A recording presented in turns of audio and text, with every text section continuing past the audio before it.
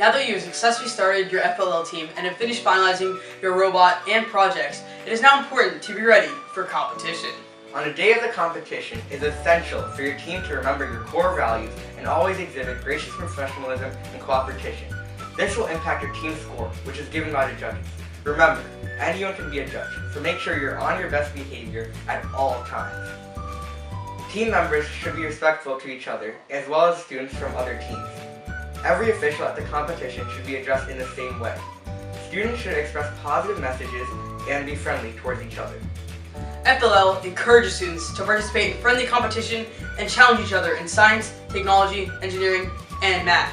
Students that participate in FLL learn how to tackle these challenges head-on and develop team-building skills. FRC Team 75 at Hillsborough hopes that these videos helped you create a successful team, and we wish you the best of luck in your future endeavors.